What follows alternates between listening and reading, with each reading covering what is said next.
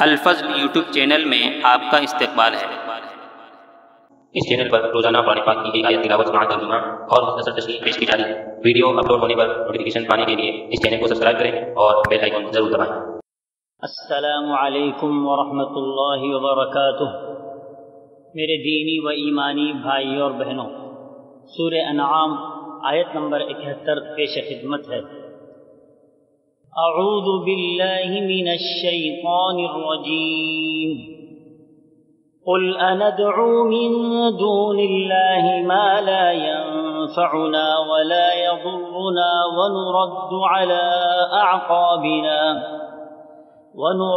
على أعقابنا بعد إذ هدانا الله كالذي استهوته الشياطين في الأرض حيران له أصحاب يدعونه إلى الهدى ائتنا قل إن هدى الله هو الهدى وأمرنا لنسلم لرب العالمين۔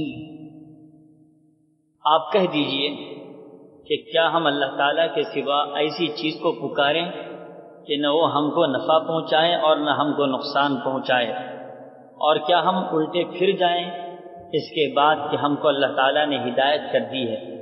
جیسے کوئی شخص ہو کہ اس کو شیطانوں نے کہیں جنگل میں بے راہ کر دیا ہو اور وہ بھٹکتا پھرتا ہو، اس کے کچھ ساتھی بھی ہوں کہ اس کو ٹھیک راستے کی طرف بلا رہے ہوں کہ ہمارے پاس آ۔ آپ کہہ دیجئے کہ یقینی بات ہے کہ راہ راست وہ خاص اللہ ہی کی راہ ہے، اور ہم کو یہ حکم ہوا ہے کہ ہم پروردگار عالم کے پورے مطیع ہو جائیں۔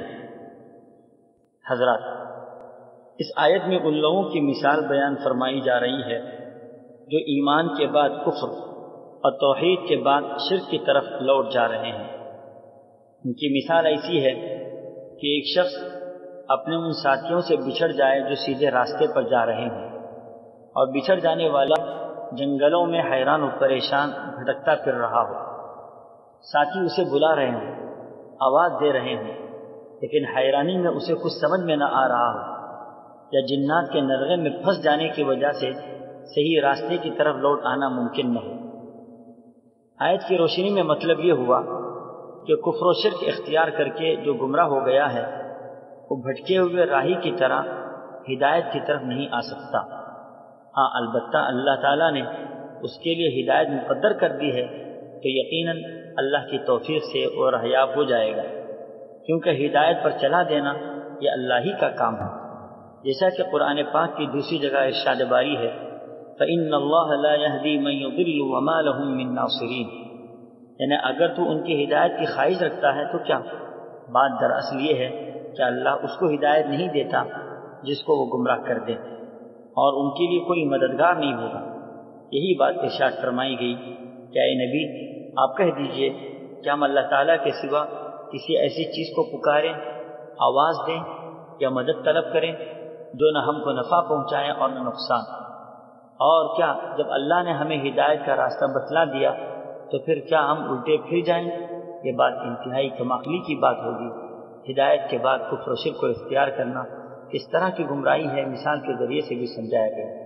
اللہ ہم سبوں کو توحید پر مضبوطی کے ساتھ قائم رہنے کی توفیق عطا فرمائے، آمین۔ وآخر دعوانا ان الحمد للہ رب العالمین۔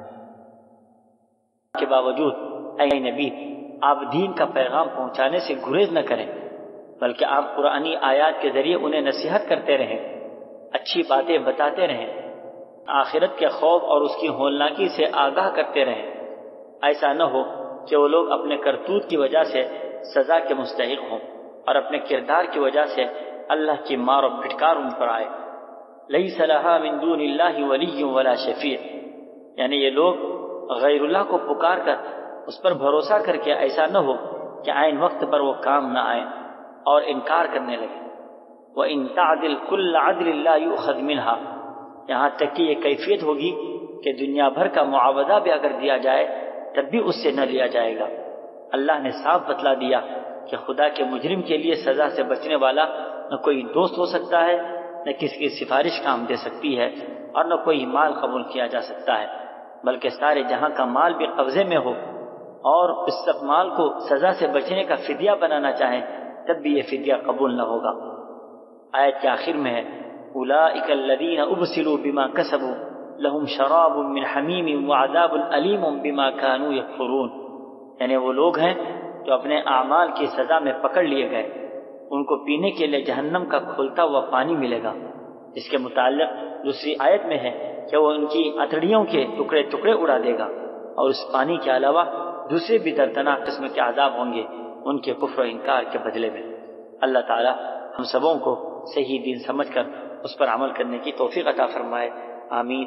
وآخر دعوانا ان الحمد للہ رب العالمین۔